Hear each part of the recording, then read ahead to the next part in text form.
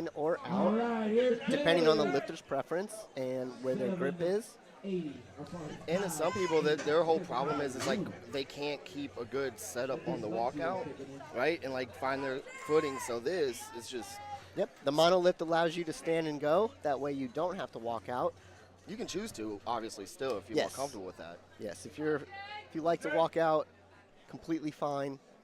But it's able to adapt to the lifter, whatever is more preferential. Absolutely. Come on, Jay.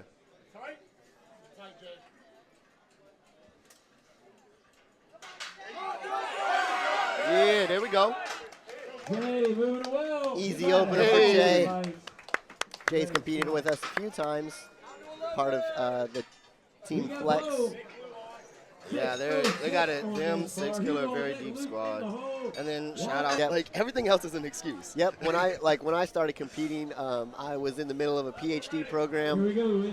So I was working on a PhD. I had 3 jobs, and I thought, why not start competing and add to my schedule?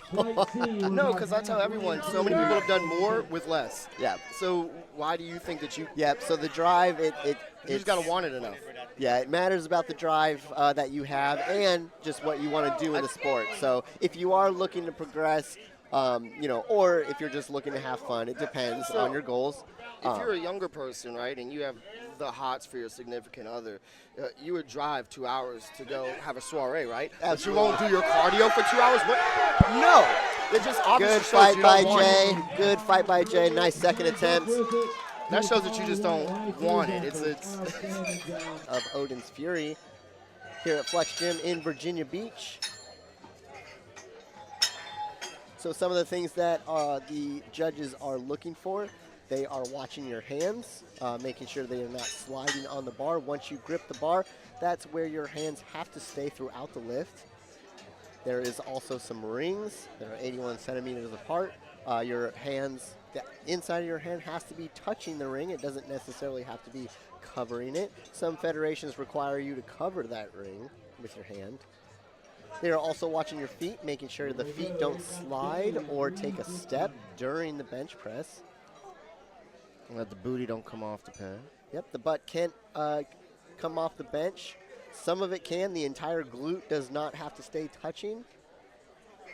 If you want your coach to come out and give you a handoff, like Zeus has been so kind to do, that's an option. Judges are also watching the bar path. Once they come off the chest, there can be no downward movement. Also cannot do an uneven lockout where one hand reaches the top, then the other. That's kind of called one. Unless they're in a separate category, but that just enables them to compete on the same day, so that there's more lifters to compete with. Yesterday, a tested won the overall. Yep. So it doesn't matter. We had our only drug tested lifter yesterday. Yeah, we only had one, but his dots beat everybody, and he won best overall for the day.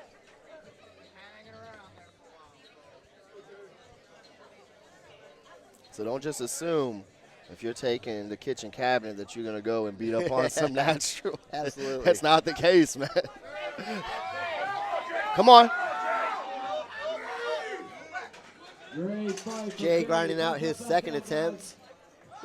That's a good lift. Is it? Yeah. See that? Yeah, if the lights aren't working, they do thumbs up. Okay. I didn't see the thing. Okay. It's wherever the grip is, that's where it must stay. If your hand starts opening because your grip is failing, as long as it doesn't cause downward motion, you won't get red lighted for that. Or if you don't drop it, of course. I mean, if you're like one of the people who just has a naturally like kind of looser. That's okay. Okay. You're not. You don't get red lights based on how your grip is. Okay. So as long as the hand doesn't open up, or once you lock out, if you start to lose your grip and the bar starts dipping before you get the down command, then that can be a red light. But at some people, with the way they grip, they don't palm the bar. They let it sit in their fingers, because that also can take off some range of motion for those longer arm deadlift. When I started powerlifting, I used to be a sumo puller. Well, it's more like Ed Cohen, frog stance. Yeah, I got short legs. Yeah. So true sumo. I mean, if I could do that, my range of motion would be like But that's 1 like inch. that's like somebody saying like you bench narrow. Like no, she doesn't. She benches at her shoulders. Yeah. Like, I bench super wide. it doesn't look wide though. Like even on the bar, because Right. Well, my arms are short, so. But you know, I do utilize the widest grip that's allowed. I've seen some people, they're all the way out to the, like on the outside of the Well, with bench, you can't do that. You have to be right at the rings. You can't be any wider.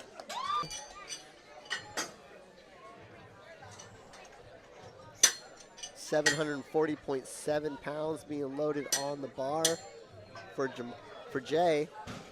33 years old in the drug-tested open division.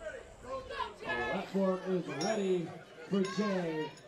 740 pounds. 740 for Jay for his final attempt on Jay's a deadlift. lifter here on Team Flex. He's a good dude too. Yeah, And I he just started putting out some music with another dude here, Lonte. You guys should check it out. It's really good. Give him a hand, folks. Give him a hand. Unfortunately, That was no a heck of a lift. game here.